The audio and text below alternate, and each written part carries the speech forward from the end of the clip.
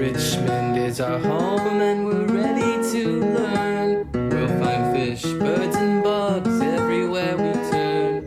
If you're with blue sky, you know we're exploring. So come on, let's go and have some fun.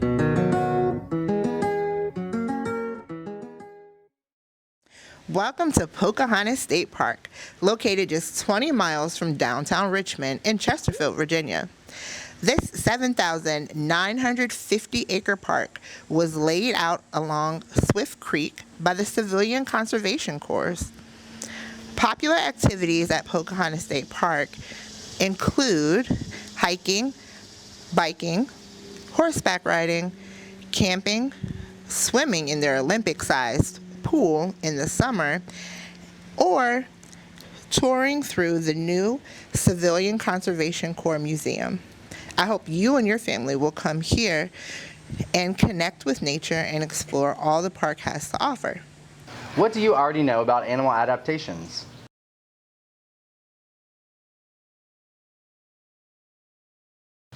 Animal adaptations are physical characteristics and behaviors that animals have to help them survive in their environments. What would you like to learn about animal adaptations?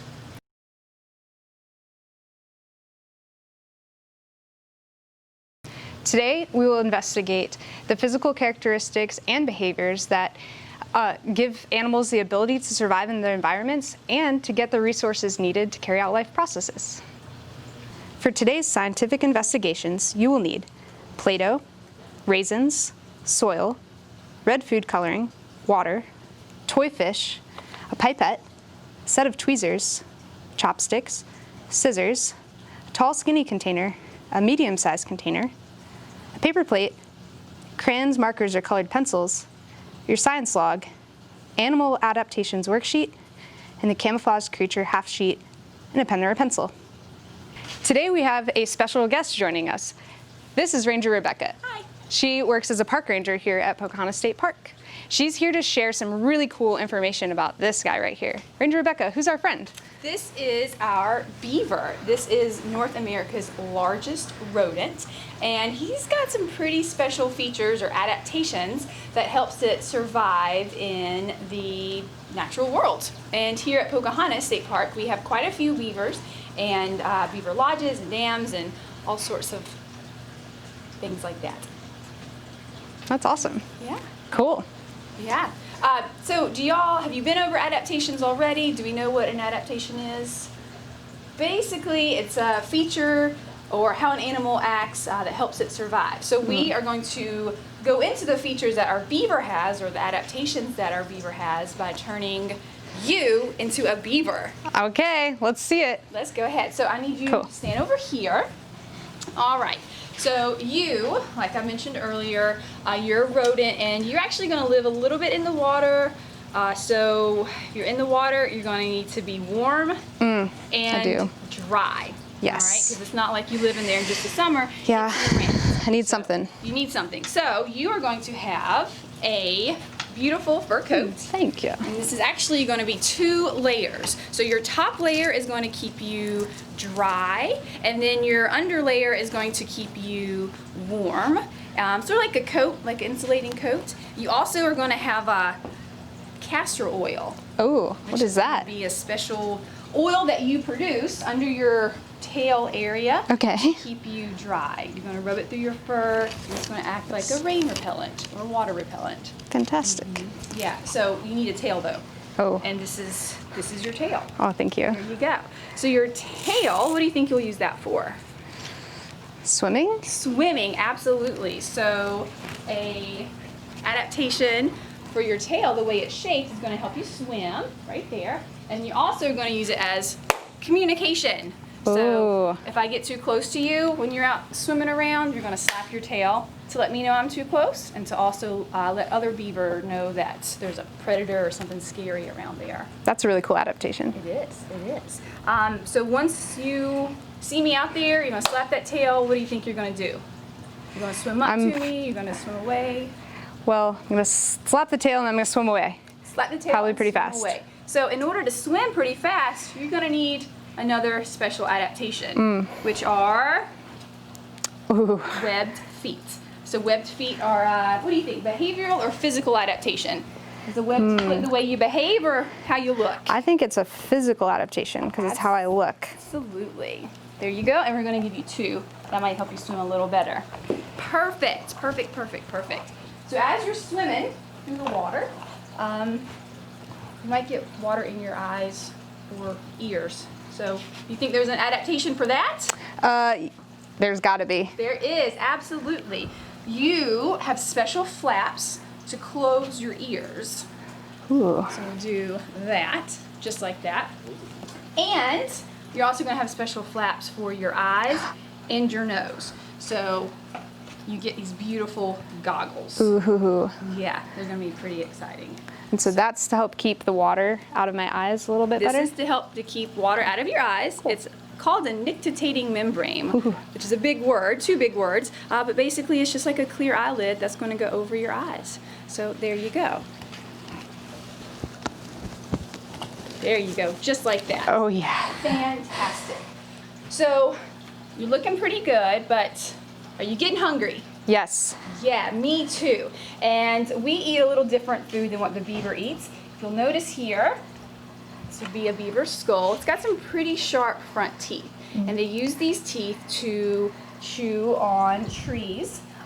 They can bite one end, and they'll strip the bark off to eat that inner layer, which is the cambium layer, and then they use these sticks to build their lodge and their dams. So that cambium layer is vegetation, it's plant material. That means you are a herbivore. So you're only going to eat plant material. Okay. And your teeth, since you're chomping down wood, are going to be super strong. Physical adaptation there is going to be the iron in your teeth. So super strong teeth, but also pretty orange, reddish looking teeth. So there you go. You can just hold them up like that. And there we have it. We have your strong, sharp teeth to help you eat. We've got your clear eyes to help you swim.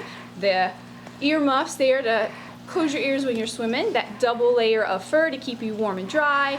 That tail to help you swim and to use as communication. And then your webbed feet down there for swimming. So how do you feel? I feel extremely prepared to be a beaver. Do you? Yes. Fantastic. Let's head outside and go for a swim. Thanks. You're welcome. There you go. Here's another opportunity for you to use all that you've learned about animal adaptations to use your creativity and imagination in this animal adaptation drawing activity. The directions and detailed charts can be found on our website at www.blueskyfun.org, or if you're watching us on YouTube, you can click the link below. Miss Regan, Yes. take it away. All right, well, I have this animal adaptations worksheet here. And so our first direction is that we need to discover what kind of animal we're going to be drawing. So, Mr. Dustin, Yes. what month were you born? I was born in April. Okay, so I'm going to consult the chart that we have on this worksheet. Mr. Dustin was born in April. That lines up with human. Well, Humans are an animal. Okay. All right, so that's your animal. Remember that. Human. Now, the next question I have for you is, what's your favorite color? We're going to use this to determine what habitat, silly habitat, this animal will be in. My favorite color is green. Favorite color is green. I'm going to consult the chart here on our worksheet. Green. Now that means under the sea. Okay? So do humans normally live under the sea? No way. No. So we need to adapt our animal so that it can live well under the sea. Okay. Great. So would you mind drawing the human? Yeah. Can you be the human for us in this scenario? I Mr. will. Dustin, the human, living under the sea. When normally he lives in the city, Normally lives in the city. so he has all the things that he needs to survive there, but now we got to make it so he can survive under the sea. Well, we know that living things need air, water, and food in order to survive. There's a big problem with that first one. There's no air under The sea.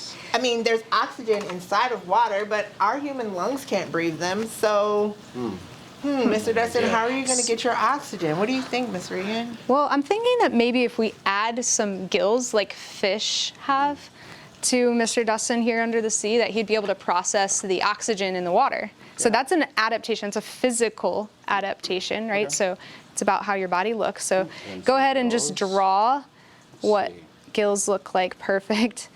And your drawing doesn't need to be perfect, just representing the gills. Okay, awesome. So he's now able to get the air that he needs. He's got to be able to get some food. What's in the ocean that he could eat?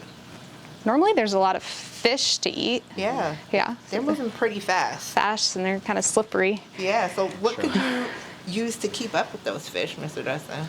Well, my hands and my feet swim fine for me as a human, but as a fish I would need to swim a lot faster and be more efficient so I could really capture my prey. So I think I need some fins or some kind of way to propel through the water. Maybe a big tail? Yeah, let's try a big tail. So I'm going to change my legs into a big, beautiful tail. Wow, that's a good tail. Look more ready to chase down those fish now. Yeah, great. Definitely. But once you catch up to them, how are you going to catch them? Yeah, fish are hard to catch. So I think maybe if your hands were a bit more adapted to catch the fish, like maybe they looked like nets. They grew like your hands grow like a fish net. Let's see, if I had a little net there. You'd get a lot of fish once he caught up to them. Sweep them in. Yeah. But you got to be able to eat them. My Raw teeth would fish be with our different. regular human teeth Yeah. Wouldn't work. wouldn't work. You need Yeah. to change them. Maybe make them a little sharper. Okay. And add some It's a good physical adaptation. nice teeth here. Oh, So wow. we've got our oxygen, we've got our food, but he also needs to be able to drink water. But under the sea, the water is not really the water that we can drink. It's salt water, it's seawater. We don't drink that. We don't drink that. So how could we remedy that problem? Well, I think maybe if your stomach was able to process all of that salt water, so maybe a special organ that grows inside of you that is able to process that salt water pretty well. Yeah. That'd be a good adaptation. Filter Let's out see. the salt. Got a nice organ here. Filter out some salt and give me a clean source Yeah. to drink out of. That'd be Wow. awesome. So Mr. Dustin is now able to catch his food, breathe in oxygen, and take in water that's filtered so that he has all the things that he needs. We can't wait to see what animal you pick and what silly environment it has to survive in. Please share your pictures with us by posting them on social media with hashtag ThinkOutdoorsWithBlueSky or by emailing us at explorers@blueskyfun.org. Can't wait to see your great creations. Have fun. Try this brain break with us to get your body moving. Miss Tanisha, Mr. Dustin, I think we need to shake it out. Are you ready? Let's start at 5. 5, 4, 3, 2, 1. 5, 4, 3, 2, 1. 5, 4, 3, 2, 1. 5, 4, 3, 2, 1. 5, 3, 2, 1. 4, 3, 2, 1. 4, 3, 2, 1. 4, 3, 2, 1. 3, 2, 1. 3, 2, 1. 3, 2, 1. 3, 2, 1. 2, 1, 2, 1. 2, 1, 2, 1. 1, 1, 1, 1.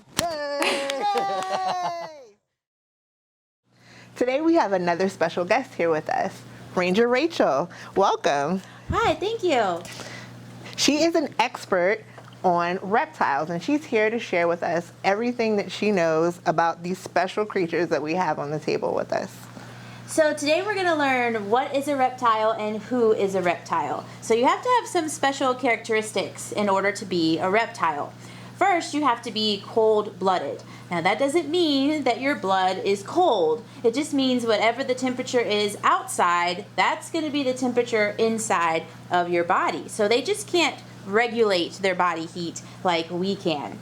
So the scientific term for this is ectotherm. So our reptiles are ectotherms since they are cold-blooded. Secondly, reptiles have to be covered in scales. As mammals, we're covered in hair or fur, but reptiles are going to be covered in scales, and it will act like body armor to help protect their skin. And lastly, reptiles will lay eggs. So now that we know what it takes to be a reptile, let's see who is a reptile. Now, there's only 4 kinds of reptiles in the entire world. So any reptile is going to fit into one of these 4 categories. So we have lizards, alligators, snakes, and turtles. Now, if you look at the first letter of each of these words, it spells out last. That's because our reptiles are the last of the dinosaurs. So these animals have been around for millions and millions of years. So we do have a few animal ambassadors with us today, and we can take a closer look. Our first reptile is Houdini. So Houdini is an eastern rat snake, and we can see he is covered in scales. Now he has 2 different kinds of scales. The ones on the back are a different shape than the ones on the belly. So Houdini is actually a very good tree climber. So these belly scales will help to grip the tree bark, and he likes to get into trees to find his food. So just like the name implies, he likes to eat rats, but he's also going to get into bird nests to feed on eggs. So sometimes you'll hear these snakes referred to as chicken snakes because they like to get into chicken coops to get to those eggs. Now notice that Houdini's tongue is constantly flicking in and out. So what he's doing is he's tasting or smelling the air. And this is how he's going to figure out what is surrounding him. Now he has eyes, he can see just fine, but he just has a really heightened sense of smell and taste, and it's going to help him find his food.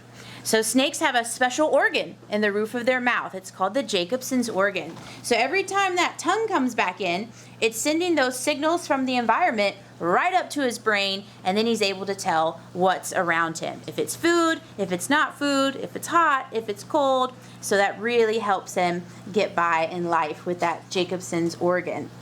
Now notice he is black in color, but he does have this white underbelly.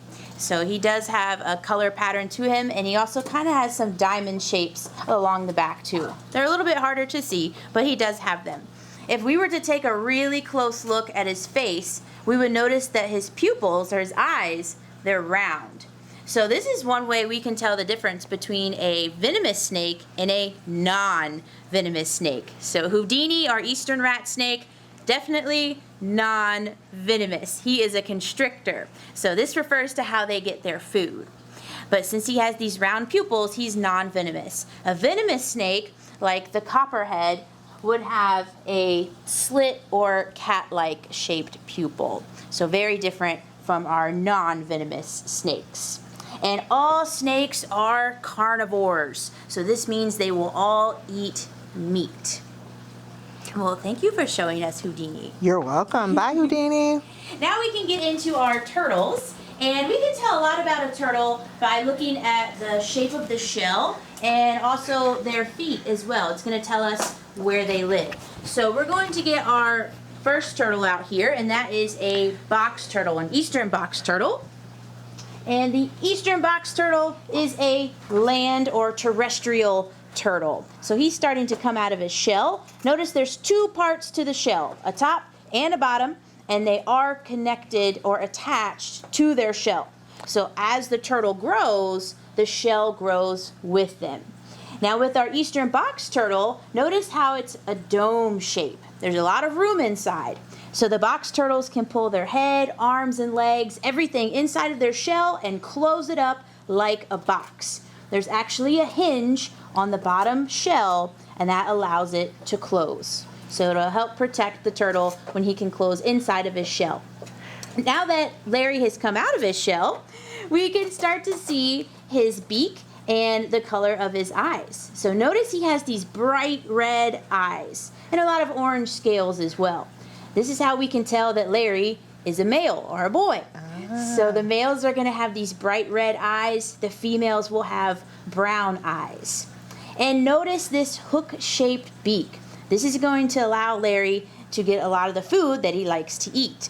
So he is an omnivore. That means he's eating plants and animals. He's eating all of it.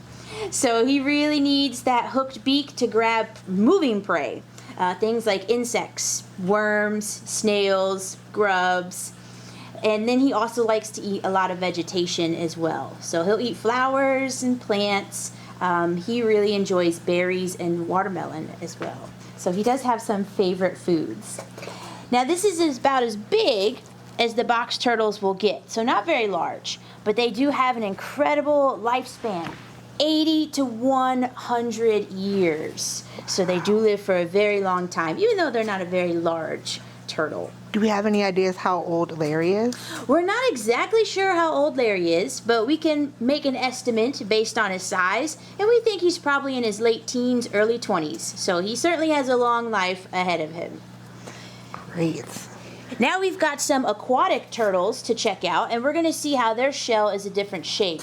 So here we have a cooter, a river cooter, and notice it's not as domed as Larry's shell, so not as much room on the inside. These aquatic turtles are not able to pull inside of their shell and close it like the box turtles can. They're really designed for swimming. Since they are aquatic, they're spending most of their time in the water. So the shell is a bit flatter, and they also have webbed feet. So let's check out our live river cooter. And we can see these webbed feet used for swimming. He likes to display them. So this is also a male. And we can't tell by looking at his eye color, but with our aquatic turtles, we can tell by looking at these front fingernails. So the males have really long front fingernails, and this is how they'll attract their lady friends. So they'll just fan her face with these long fingernails, and then they become friends. But notice the webbing on these feet, and they're also shaped like paddles, so they are very strong swimmers. Now turtles, they breathe air, they have lungs just like we do, so they do not have gills like a fish. They are holding their breath when they're underwater, just like we do, except they can hold their breath a lot longer than we can. Most of these aquatic turtles can stay underwater for 8 to 10 minutes at a time. Wow. I would not recommend trying to hold your breath for 8 minutes No way. at a time. Now, do our land turtles spend any time in the water?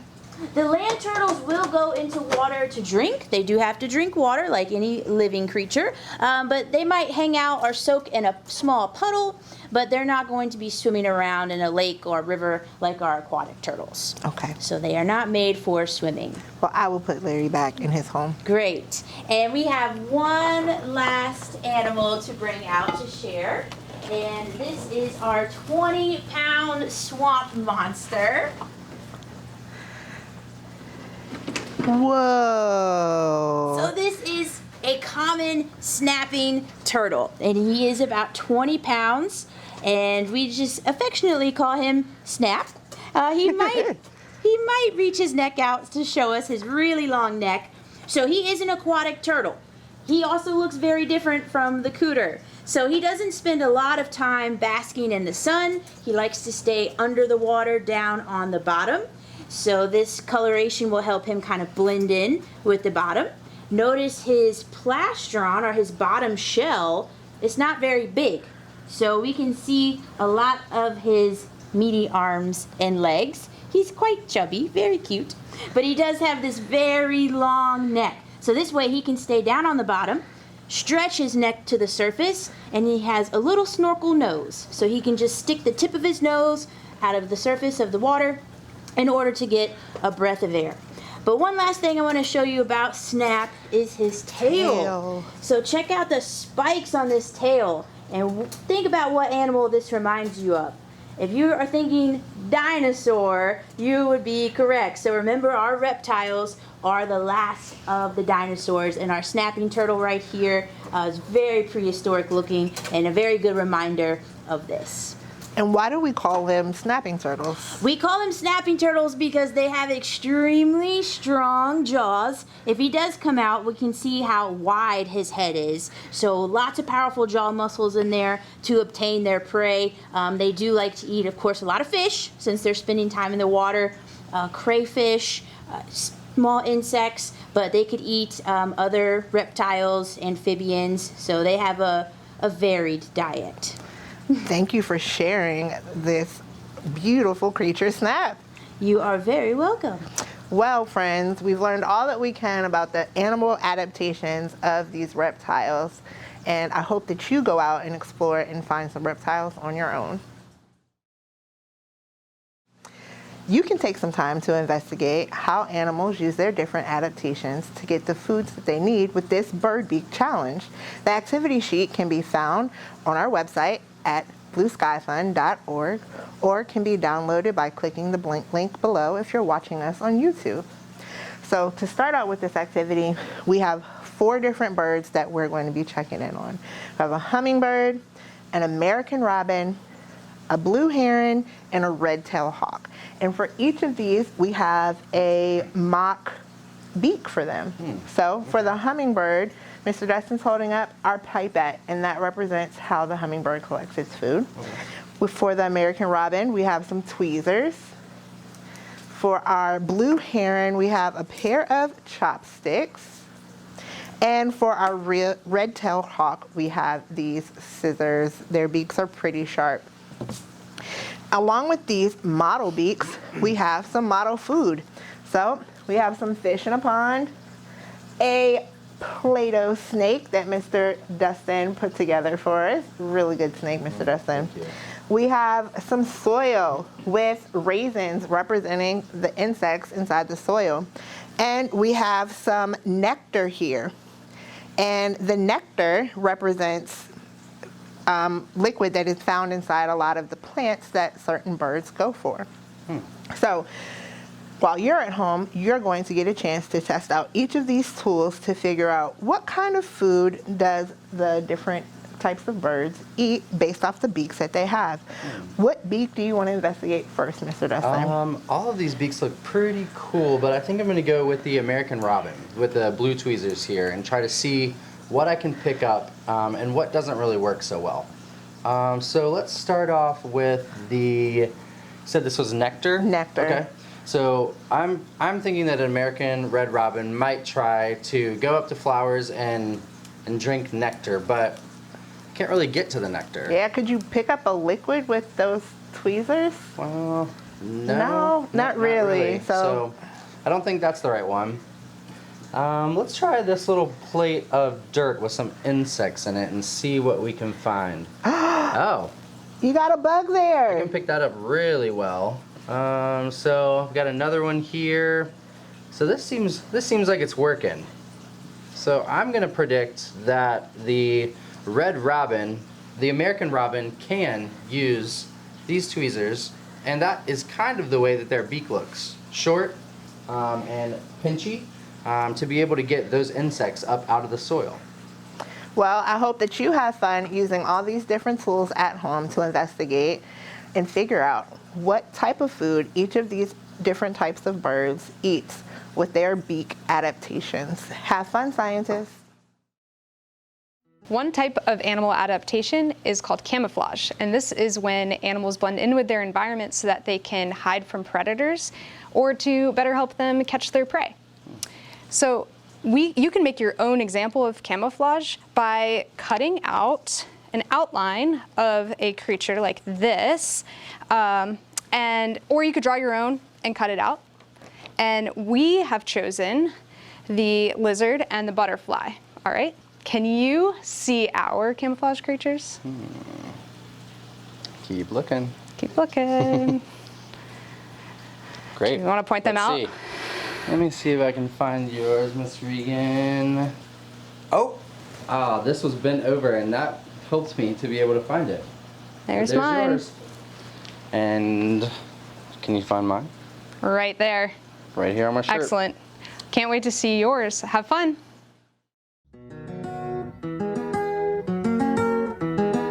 Richmond is our home and we're ready to learn. We'll find fish, birds, and